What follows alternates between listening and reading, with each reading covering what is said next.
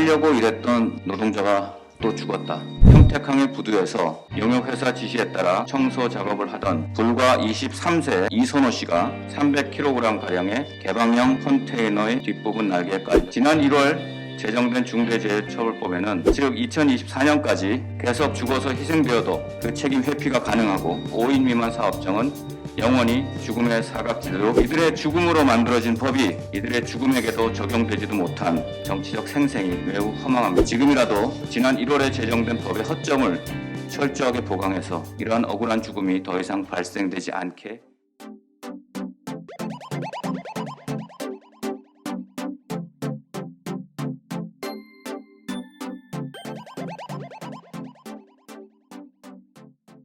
안녕하십니까. 예대원권장 지상욱입니다. 오늘 이렇게 바쁘신 와중에도 우리 정책위 의장님, 이종배 의장님, 또 송석준 부의장님, 또 발제를 위해서 와신 육길수 처장님, 경노동부 권기섭 실장님, 박대수 의원님과 홍석준 의원님들께 감사를 드립니다. 세 가지 부문에 대해서 좀 핵심을 잡고 말씀드리도록 하겠습니다. 첫 번째, 살려고 일했던 노동자가 또 죽었다. 우여곡절 끝에 지난 1월 26일 중대재해 처벌 등에 관한 법률이 제정되었습니다. 과거 허술했던 규제를 더욱 강화해서 제정되었던 법입니다. 그럼에도 불구하고 산업 현장에서는 억울한 죽음이 계속되고 있습니다. 그것도 사회적 기득권자가 아니라 약자 중에 약자들이 그 억울한 죽음의 대상이 되고 있습니다. 최근 한 달 전 4월 22일 오후 4시 평택항의 부두에서 용역회사 지시에 따라 컨테이너 바닥에 있는 이물질 청소 작업을 하던 불과 23세 대학생 3학년 이선호 씨가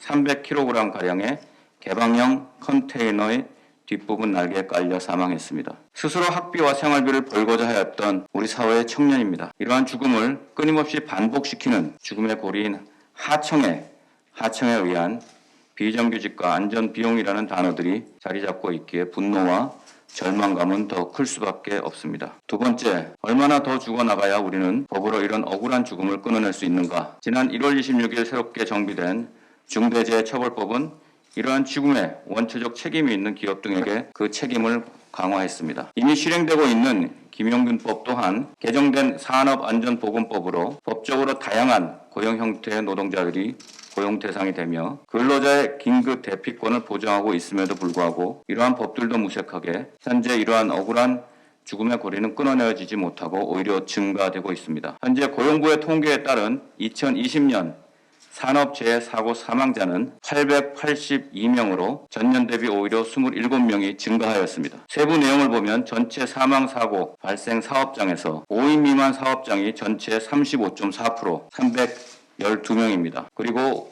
5인에서 49인, 50인 미만의 사업장이 전체 45.6%, 402명입니다. 지난 1월 제정된 중대재해처벌법에는 50인 미만 사업장에 대해서는 4년간 유예를 둬서 2024년부터 적용될 예정이고 5인 미만 사업장은 중대재해처벌법 적용 대상에서 제외됐습니다. 즉 2024년까지 계속 죽어서 희생되어도 사업장을 책임지는 그 책임자는 그 책임 회피가 가능하고 그것도 5인 미만 사업장은 영원히 죽음의 사각지대로 남게 된다는 것입니다. 이들의 죽음으로 만들어진 법이 이들의 죽음에게도 적용되지도 못한 정치적 생생이 매우 허망합니다.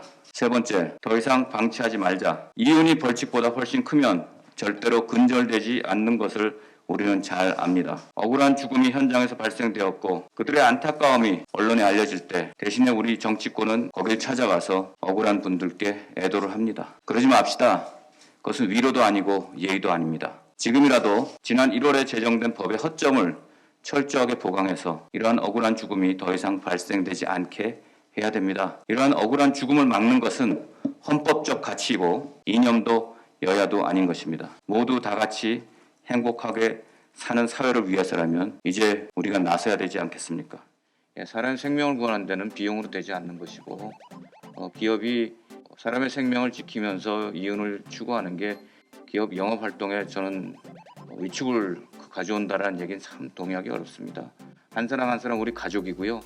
이웃이고 내 동생이나 내 아들이 그런 일을 당했으면 어떨까 하는 그런 마음을 가져주시기를 부탁드리고요. 그 고용노동부 장관님은 계속 바뀌시지만 우리 실장님은 계속 일을 보시는 분이니 더 정말 주인의식을 갖고 중심을 갖고 일을 맡아주시기를 간절히 부탁드립니다. 오늘 나와주셔서 감사합니다.